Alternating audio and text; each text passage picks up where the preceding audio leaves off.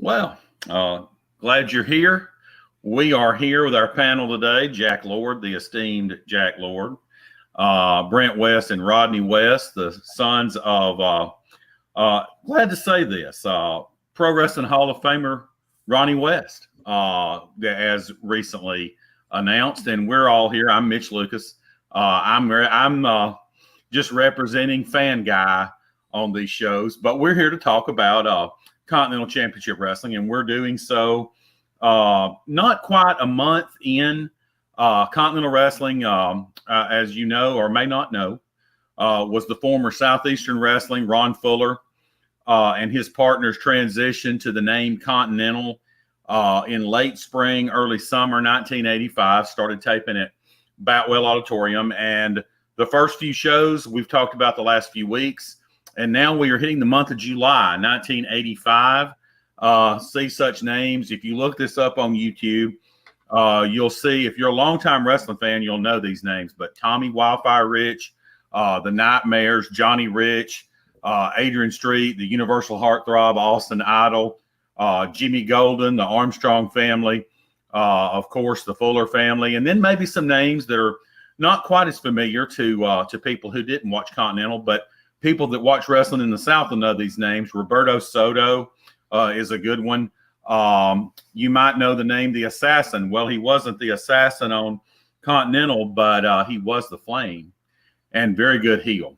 What we're going to talk about, I guess, tonight, if we're going to talk about the start of July, you got to talk a little bit about what would be maybe, I don't know, the biggest, maybe the second biggest feud of the coming summer and fall, which would be Tommy and Johnny Rich against the Fired up.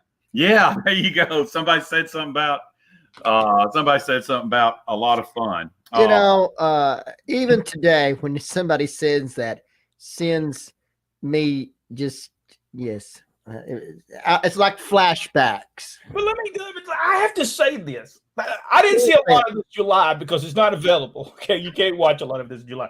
But I watched the Tommy Rich versus Nightmare number 1, I believe. Was it Nightmare number 1? It was Nightmare number 1. And the debate, I'm gonna shut up, but I got to say this. If you remember last year when we were doing these, somebody wrote in, and I don't remember if it was Dr. Philbo Grice or who it was. Somebody wrote in and said, who was really Nightmare number 1? Was it Danny Davis or Kenny Wayne? Well, the answer is both of them were Nightmare number 1 because Jack's nodding, because every time they did these singles things, it seemed like they changed it up. On the July 6th broadcast of Continental's 1985, it's Ken Wayne in the ring with Tommy Rich. I never noticed that. The things that you will not notice. But I'm going to tell you, Tommy Rich talking about being on fire. Tommy Rich was on fire during this point in time. He was. And I'm telling you, he was over and he was wrestling great. When he went against that, they did the deal where they knocked one of the Nightmares out, the other one came in, and you thought, okay, Tommy Rich is going to get beat. Tommy Rich, but he does a small package on him, 1, 2, 3. The people go nuts. But Jack, I have to ask you this. Tommy Rich had to be, I believe this time, Tommy Rich is the one that was drawing the houses in Continental. Yeah, without a doubt. Tommy had such a draw back then. I don't think anybody, if you weren't a fan of these promotions, Georgia Championship Wrestling, Continental, back in the days when Tommy was so hot, you don't understand what a force he was. He I hate the things that happened to him along the way after all these years, but during this time period, there was no bigger star in this industry than Tommy Rich, period. So, okay, Mitch, that's about that and a 2-ring triple chance battle royal. About all I got to see. So I'll turn it back over to you. Well, before we go on, I will say this: if you watched Continental in 1985, and if you didn't, then hang on, because we're going to talk about it for several weeks here in a row. And Jack and Rodney and Brent, now it should be said, we should have said this from the beginning. These guys all lived this. Now, I'm a fan and I'm a writer. I'm a sports writer by trade, and I do have about every single minute of Continental from 86 to 89 taped, but I didn't live it. I was in the building. I did not have any kind of role in this. I don't want to take any credit, but I'm a little bit of a nerd, and I remember, of course, I've seen these things 150 times. I don't even know how my tapes and DVDs still work. I'll be honest, because I just about broke them. Now, we wasn't there at this time, though. We were in Louisiana at the time during this particular 1985. I don't think we get there till the end of 1985. Well, and if you look at it, what Ron's goal, and he told you this back several months ago when you interviewed him, what his goal was to make, even though everybody liked the intimacy of the shows in Dothan, he wanted to make it a big arena show with a big feel. Remember, that's why he brought Gordon Soley in, and boy, he did it. And if you watch these shows from July, especially to go back to your point about Tommy Rich, man, nobody's sitting down. I mean, you got all them. I don't know. I think Boutwell, if I remember right, before they renovated it, which was '88. This was before they renovated it, so it held about 8,000 or 9,000 people at this point. There's at least half that on the floor. That place is packed, and they're standing. And I don't think Tommy Rich, if he'd have pulled out a gun and shot one of the Nightmares, would have got booed. There wasn't nothing that guy couldn't do anything to get booed. But man, he was good. Yeah, and I mean, anybody watch these videos, man, he was good. I mean, he really was on during this point in time. And for those people who say that Tommy Rich's career ended in 1983, they haven't seen it. Didn't watch 1985-86 Continental Championship Wrestling. Yeah, he was really good. And I always thought, I got to know Tommy a little bit a few years ago, and he came through and called me and told me he was coming through Kilgore, had some family. We won't go into all that, but he had some family in Texas, and he was on his way down I-20 and asked if we wanted to get dinner. And me and my wife and kids met him and his wife, Miss Terry, and had a good time, sit down and talk to them for a while. And we talked about that. I didn't really ask him because I didn't want to offend Tommy, but everybody now that didn't live during that time, and Jack can identify with this, y'all can too because of who your daddy was, but everybody acts like if you didn't go to New York, and when we reference New York, young guys, we're talking about WWF, WWE. If you didn't go to New York, you weren't nothing. Well, Tommy Rich, to me, is the absolute symbol of you didn't have to go to New York to be a big deal in pro wrestling. Tommy Rich, you can throw Bob Armstrong in there and a handful of others. But Tommy, to me, and I don't want to turn this into Tommy was the greatest of all time, but he was certainly at this point. If you name Southern wrestling legends, Bob Armstrong, Jerry Lawler, you can throw, because of him wrestling in North Carolina, Wahoo McDaniel out there. You got to talk about Tommy Rich. I mean, you've got to. And people that have not seen this Continental stuff, I would encourage you, because this guy was the center of the booking in the tag team division. It was he and Johnny Rich put on a show with Danny Davis and Ken Wayne on into 86. I mean, it didn't end until on into 86. Plus, he had the deal. They put the belt on Tommy, the Continental title, and he had a run with Jody Hamilton, the Flame, later on in 85, which was super, super good. And had Dick Slater not left, we would have gotten to see more. I'm being spoiler alert here, but we would have gotten to see a little more of Tommy Rich and Dick Slater, which I would have really liked. You know, something else, they had a 2-ring Triple Chance Battle Royal, and I didn't get to see this. And it was Tommy Rich and Mr. Class, which was Ken Timms. Who would have been 70 today, by the way. Do what now? Yeah, Ken Timms would have turned 70 today. Oh, wow. Would he? Yeah. Oh, Ken Timms was so good. They went against the Nightmare and Bill Ash. Good booking in this because, some bookers would have put the Nightmares both in there, but it was Bill Ash and one of the Nightmares. Can't remember which one. Rodney, you remember which one it was? I do not. I think it was Ken Wayne, but I'm not positive. But they do it again. He small packages. Tommy Rich, he liked to do a small package and the roll ups. Tommy beat a lot of people that way. Yeah. But then they attacked Tommy Rich, and then out comes Johnny Rich, and that place went nuts when Johnny Rich came back. It was just good booking, good television. And then the only other thing that was on there I noticed was Ron Fuller Yeah, they did a Ron Fuller interview, which he was so good. Yeah. Ron Fuller was so good. Ron Fuller was really good at making you hate him. And they got it to where they hurt Jimmy Golden. And I didn't ever know this, but they put Bob Armstrong put a sleeper hold on him and wouldn't let it go. Did y'all know? Did y'all know that he did this? Yeah.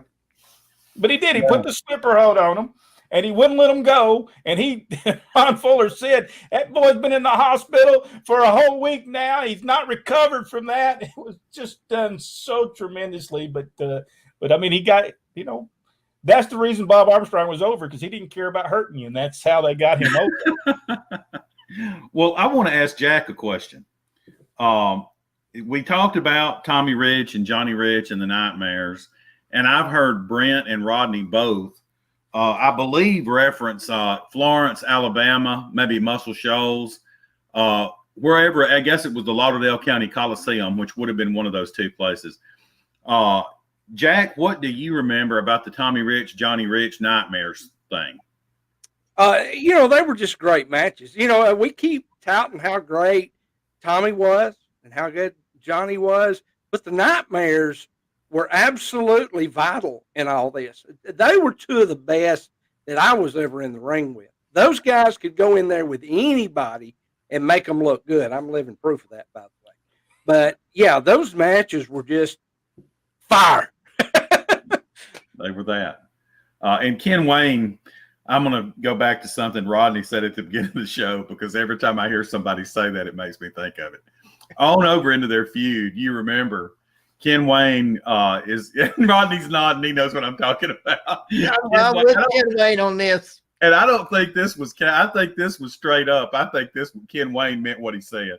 He got the microphone from Gordon Soley and he said, if I hear somebody say something about one more time, I'm going to puke.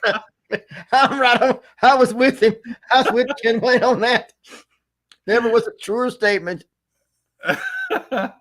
Ken Wayne, what a great talker. Danny too, but man, Ken Wayne, it was just like you just gave him a microphone. Danny too. Danny was great too. And sometimes they just off the couldn't really tell which one was talking sometimes, because they had the similar speech pattern. And they were awesome. And these matches were events. That's worth the price. Those matches were worth the price of admission alone. Yeah, not to say anything bad about anybody else's on the card, but these matches, 45 minutes in some cases. Well, one of the parts that we talked about was 45 minutes, and it was nonstop action from beginning to end. Mitch, when they brought Adrian Street in, did they show videos of him before he came in? On this episode, actually, they show a video of him. Most of them were the videos that we're all familiar with, the Imagine What I Could Do to You, the I'm in Love with Me with the bathtub, and all those things. And they also showed a couple of the ones from when he was in Mid-South wrestling Terry Taylor, and he kissed his Terry Taylor to kind of, surprise him and get the pinfall. They showed a lot of that. I will say it was kind of fun hearing Jim Ross on Continental on some of those tapes, looking back now. You know what? My thing with, since you brought that up, my thing with Adrian Street, I don't know that I've ever seen a wrestler go from being so hated to so loved as Adrian Street did in Continental in 1986. And I know we're ways off from that, but I mean, all three of you guys, you saw it. I mean, it was where they had to have extra security for Miss Linda to even be out at ringside. I mean, she was just it was a problem. It got to be a problem. People jumping the rail to attack Miss Linda.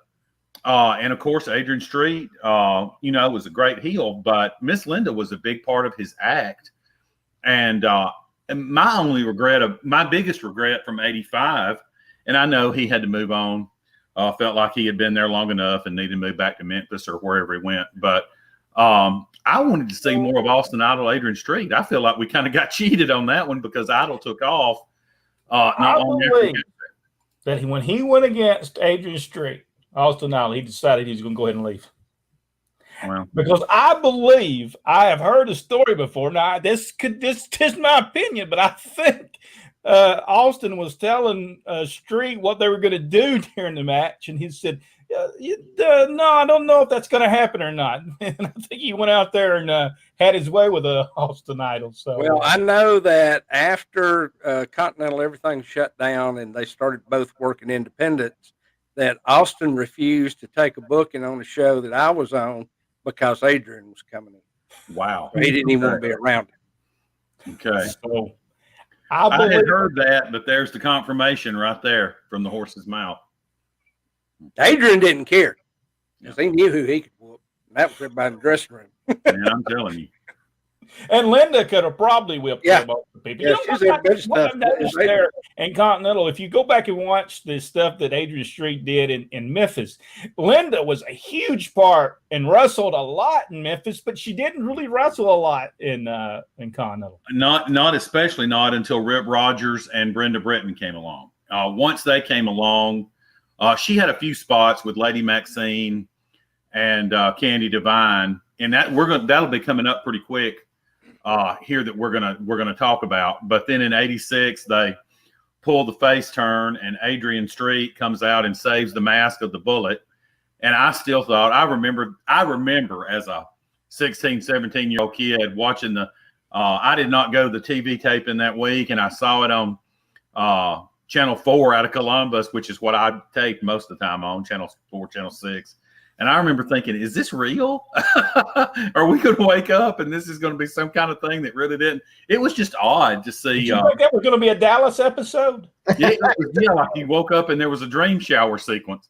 But it was a lot of fun. Looking back, I'm glad they did that, because the easy version would have been to let Adrian stay working as a heel and keep on, fighting, Wendell Cooley and all the people that he fought. But the tough one was actually turning him and seeing how the crowd reacted. And whoever called that, I don't know if it was Robert. And when we say Robert, we mean Robert Fuller. I don't know if it was Robert or if it was your dad or Ron Fuller. Whoever booked that was genius. And I would say Adrian Street come up with that. Adrian Street did come up with that. It worked. It worked. And who would have ever thought that he would have gone from, they say there's a fine line between love and hate. He went from being arguably maybe Robert Fuller and Jimmy Golden might have been a little more hated because of them fighting the Armstrong boys. But Adrian went from being number one, number two heel to maybe number one, number two face behind the Bullet. Probably only behind the Bullet. Yep. Which is amazing. Well, we're going to talk more about Continental Championship Wrestling, but we're running out of time, and we want to thank you so much for being a part of it. If you're liking this video, give us the big thumbs up and subscribe to the page. Go one step further, hit that notification bell. Thank you so much, and we see you. We'll see you on the next episode of Continental Championship Wrestling Discussion.